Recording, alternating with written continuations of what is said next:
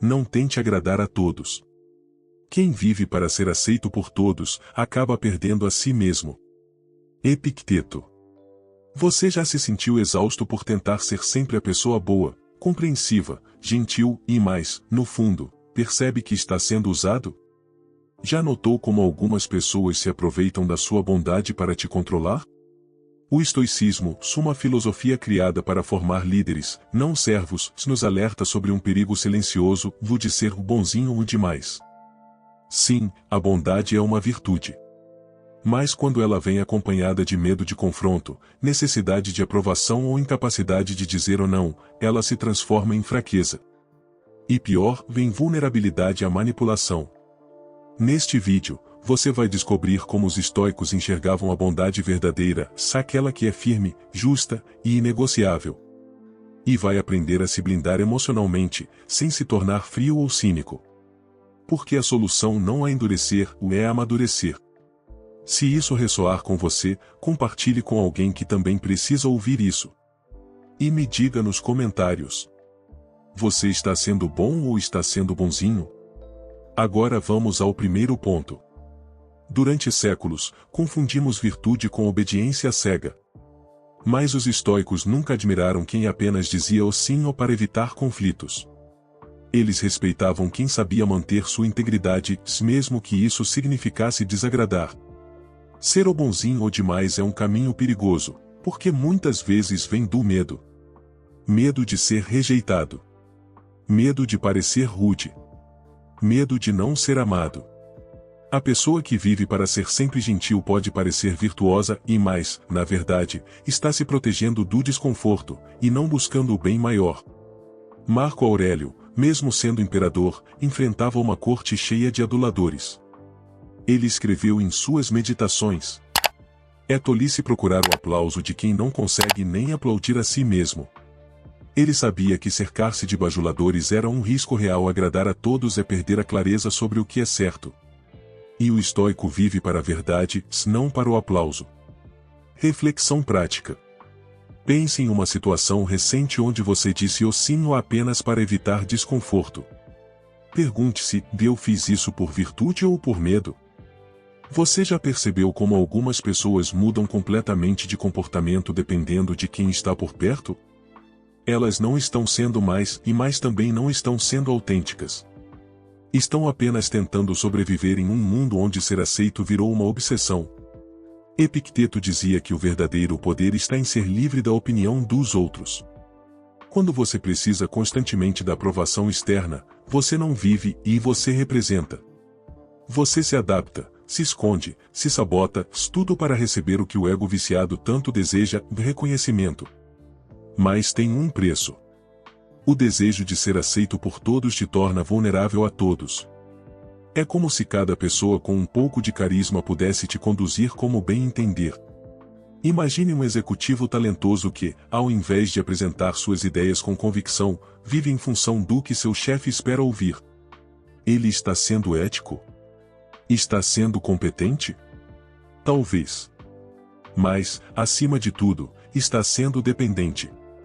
Sua bússola moral foi terceirizada para agradar quem tem poder sobre ele.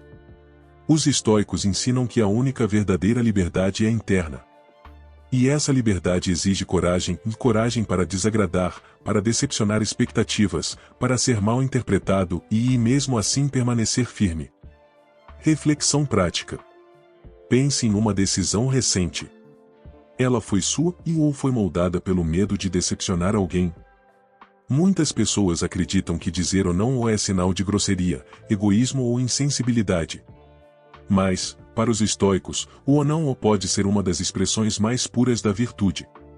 Dizer ou não quando necessário é um ato de coragem. É o que separa a pessoa íntegra da pessoa que vive para agradar. É o que protege o tempo, a energia e os valores de alguém que sabe o que quer e o que não aceita. Sêneca, em suas cartas a Lucílio, insiste que o sábio é aquele que delimita bem os seus limites. Ele dizia: aquele que não pode recusar nada, acabará não tendo nada de si mesmo para oferecer. Pense num favor que compromete seus princípios. Num convite que interfere na sua disciplina. numa tarefa que vai sugar sua energia sem trazer valor real.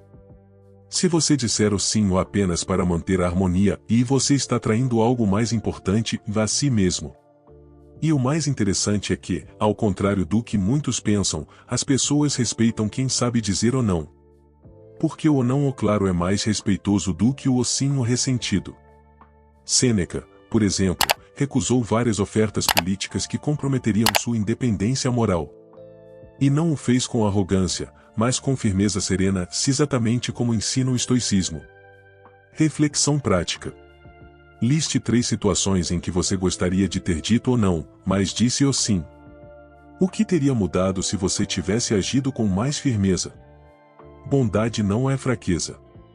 Mas, infelizmente, os manipuladores sabem identificar quem confunde essas duas coisas. Pessoas manipuladoras não buscam confronto, elas buscam brechas. E uma das maiores brechas é alguém incapaz de estabelecer limites por medo de magoar os outros. Para essas pessoas, sua gentileza não é uma virtude, é uma oportunidade. O estoico precisa cultivar uma mente clara, atenta, que enxerga os jogos sociais com discernimento. Isso não significa desconfiar de todos. Mas significa observar padrões. Significa perceber quando a ajuda virou exploração, quando a compreensão virou submissão, quando a empatia virou culpa.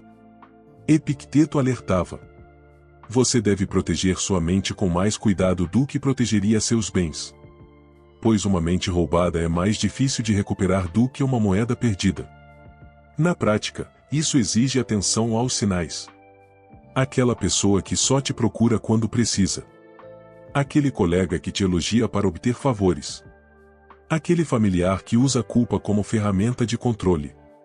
Em muitos casos, o manipulador não é maldoso de forma consciente. Ele apenas aprendeu que sua bondade pode ser usada como moeda. Cabe a você mostrar que essa moeda não está mais em circulação. Reflexão prática. Existe alguém na sua vida que está se aproveitando da sua boa vontade?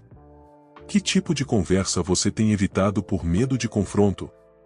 A sociedade muitas vezes ensina que ser bom é ser dócil, passivo, maleável. Mas os estoicos jamais confundiram bondade com submissão. Para eles, a virtude exige força.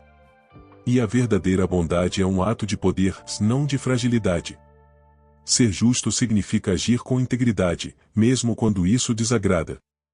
Significa manter a compaixão, mas sem abrir mão da firmeza. Significa ouvir, considerar, respeitar e mais sem se curvar diante da injustiça ou da manipulação.